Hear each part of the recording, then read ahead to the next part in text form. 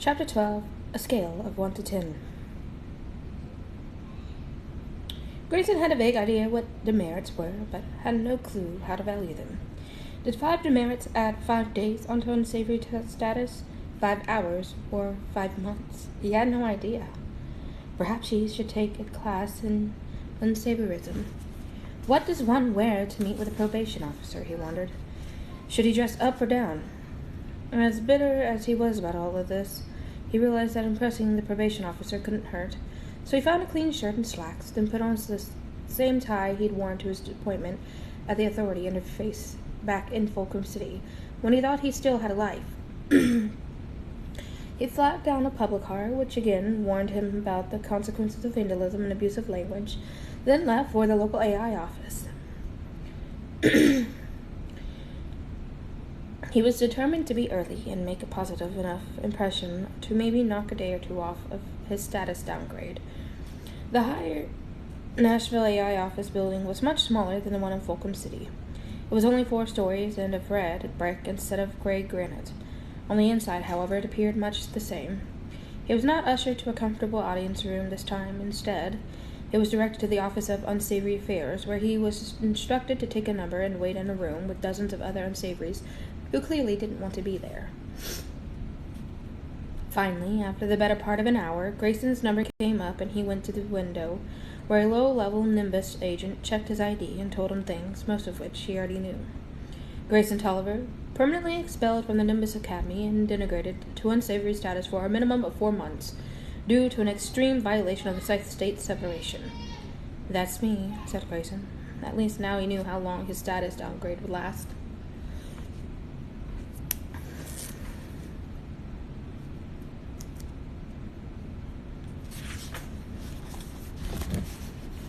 She looked up from her tablet and offered him a smile that was as mirthless as that of a bot. For a moment he wondered if she might actually be one, but then remembered that the Thunderhead did not have robots in its offices. The AI was supposed to be the human interface to the Thunderhead, after all. How are you feeling today? She asked.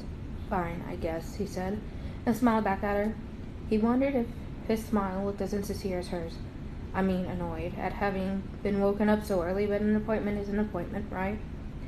She marked something down on her tablet. Please rate your level of annoyance on a scale of 1 to 10. Are you serious? We can't proceed with intake until you answer the question. 5, he said. No, 6. The question made it worse.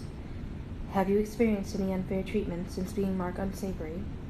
Anyone refusing you service or in any way infringing upon your rights as a citizen? The rote way in which she asked the question made him want to smack that tablet out of her hand. At least he could have pretended to care about his answer, the way she had pretended to smile. People look at me like I've just killed their cat. She looked at him as if he'd just told her he actually had killed a few cats.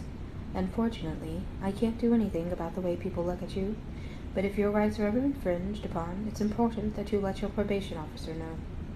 Wait, you're not my probation officer? She sighed.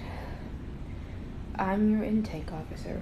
You'll meet your probation officer after we've done the intake. Will I have to take a number again? Yes. Then please change my annoyance to level 9. She threw him a glance, and made the entry on her tablet, then took a moment to process whatever information on him she had. Your nanites are reporting a decrease in your endorphin levels over the past few days. This may indicate an early stage of depression. Do you wish to have a mood adjustment now, or wait until you've reached the threshold? I'll wait. It may require a trip to your local wellness center. I'll wait. Very well. She swiped the screen, closed his file, and told him to follow the blue line on the floor, which led him out to the hallway and to another large room where, as promised, he was told to take a number. Finally, after what seemed like forever, his number came up, and he was sent to an audience room that was nothing like the comfortable one he had been in last time. This was, after all, an unsavory audience room. The walls were institutional beige, the floor ugly green tile, and the table, which had nothing on it, was slate gray, with 2 hard wooden chairs on either side. The only decoration in the room was a soulless sailboat picture on the wall, which was perfectly appropriate for a room like this. He waited another 15 minutes, then finally his probation officer entered. "Good morning, Grayson," said Agent Traxler.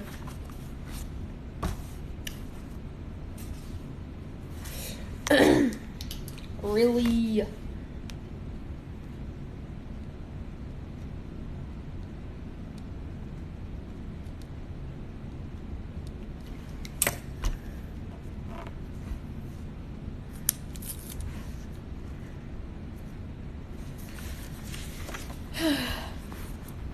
He was the last person Grayson expected to see today. "You? What are you doing here? Haven't you ruined my life enough?" "I haven't the foggiest notion what you're talking about." Of course he'd say that. Plausible deniability. He hadn't asked Grayson to do anything. In fact, he had expressly told him not to do anything. "I apologize for the wait," Trexler said. "If it makes you feel any better, the Thunderhead makes us agents wait before meeting with you as well." "Why?" He shrugged. "It's a mystery." He sat down across from Grayson, glanced at the soulless sailboat with the same disgust that Grayson had, then explained his presence here. I have been transferred here from Fulcrum City, and I have been demoted from being a senior agent to being a probation officer at this regional facility. So you're not the only one who's had a downgrade in status over this matter."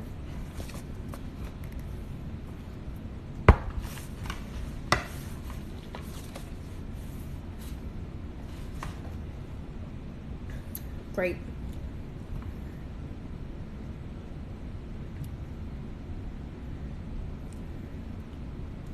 Grayson folded his arms, not feeling an ounce of sympathy for the man. "I trust you're beginning to adjust to your new life?" "Not at all," Grayson said flatly. "Why does the Thunderhead mark me unsavory?"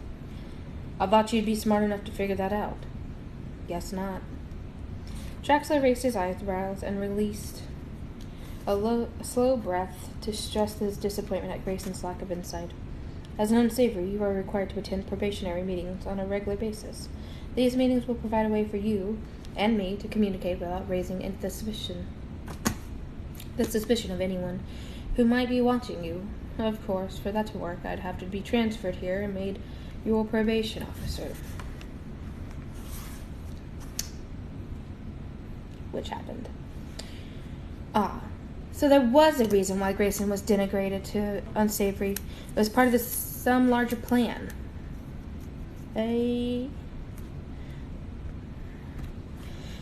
He thought he'd feel better once he knew why, but he didn't. "I do feel sorry for you," Traxler said. "And for unsavorism is a difficult yoke for those who don't desire it." "Can you rate your pity on a scale of 1 to 10? Grayson asked. That's funny.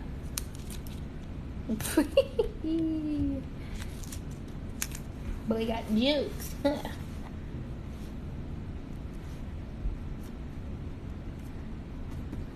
Agent Traxler chuckled. A sense of humor, no matter how dark, is always a good thing.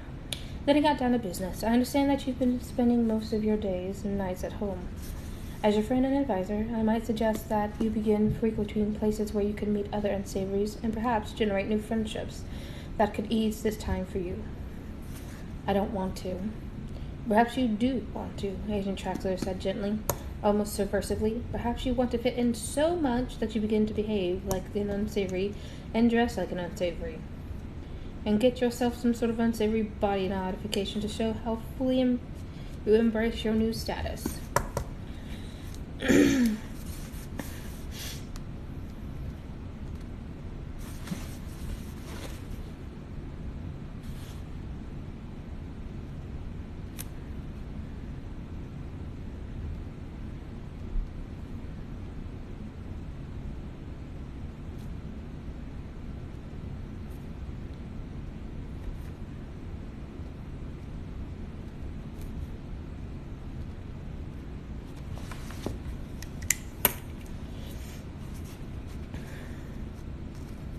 Grayson said nothing at first. Traxler waited for Grayson to fully wrap his mind around the suggestion. "And if I were to embrace my status," asked Grayson, "then I'm sure you'd learn things," said Traxler. Perhaps things not even the Thunderhead knows. It does have blind spots, you know. Small ones, certainly, but they do exist. You're asking me to be an undercover Nimbus agent?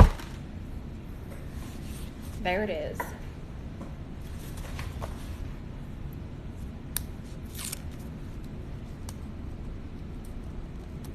Of course not, Traxxas said with a grin. Nimbus agents are required to attend 4 years at the Academy and do an additional year of mind-numbing field work before getting an actual assignment. But you're just an unsavory. He patted Grayson on the shoulder. An unsavory who happens to be very well connected.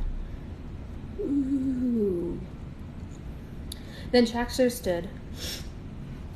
I'll see you in a week, Grayson. And he left without as much as a backward glance. Grayson felt dizzy. He was angry, he was excited, he felt used, he felt put to use. This was not what he wanted, or was it? You, Grayson, are more special than you know, the Thunderhead had told him. Was this the Thunderhead's plan for him all along? He still had a choice in the matter. He could stay out of trouble, as he had done his whole life, and in a few months his normal status would be restored. He could go back to living his life such as it was.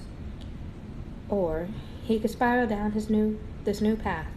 A path that was the opposite of everything he knew himself to be. The door opened and some nameless Nimbus agent said, "Excuse me, but now that your meeting is over, you'll have to vacate this room immediately."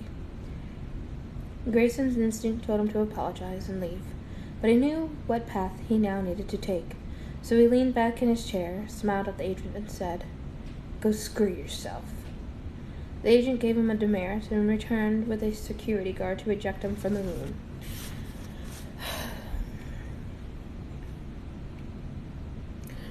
While the Office of Unsavory Affairs might appear inefficient, there is method behind the madness that it generates. Simply put, unsavories have a need to despise the system. To facilitate that, I had to create a system worthy of loathing. In reality, there is no actual need for people to take a number, or to wait for long periods of time. There isn't even a need for an intake agent. It's all designed to make unsavories feel as if the system is wasting their time. The illusion of inefficiency serves the specific purpose of creating annoyance around which unsavories can bond. The Thunderhead. Chapter 13. Not a pretty picture. Pierre Auguste Renoir was no artist, although he had quite the collection of masterpieces painted by his patron historic. What could he say? He liked pretty pictures. Of course, a mid-American Scythe, naming himself after a French artiste, infuriated Scythes from the Franco-Iberian region. They felt that all mortal-age French artists belonged to them. Well, just because Montreal was now part of mid-America didn't mean its French heritage was lost. Surely, someone in Scythe Renoir's ancestry had been from France. No matter. The Scythedoms across the Atlantic could bluster all they wanted. It did not affect him. What affected him were the permafrost ethnics in the northern reaches of the Americas where he lived.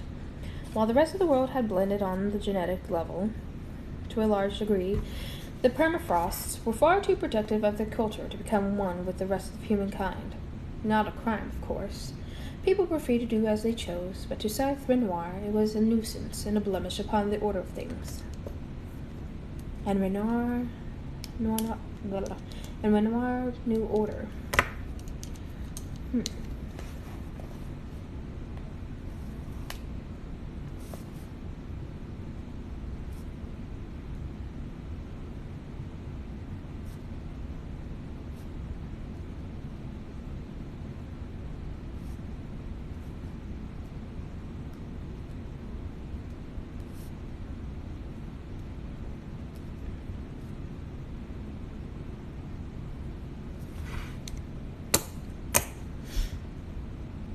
His spices were arranged alphabetically. His teacups were lined up in his cupboard with mathematical precision.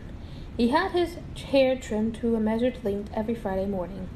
The permafrost population flew in the face of all that. They looked far too racially distinct, and it was something he could not abide. Therefore, he gleaned as many of them as he could.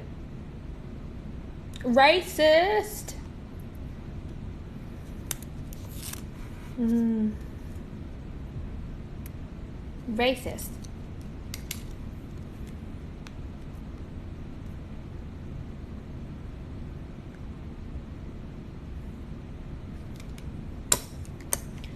Of course, showing an ethnic bias would leave him in deep water with the Scythedom if it found out. Thank goodness permafrost was not considered a distinct race. The genetic ratio simply showed a high percentage of other. Other was such a broad category it effectively masked what he was doing.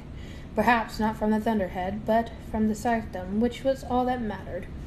As long as he gave no one in the Scythedom a reason to look deeper into his gleanings, no one would know. In this way, he hoped in time to thin the population of ethnic permafrost until their presence was no longer offended him. That's messed up.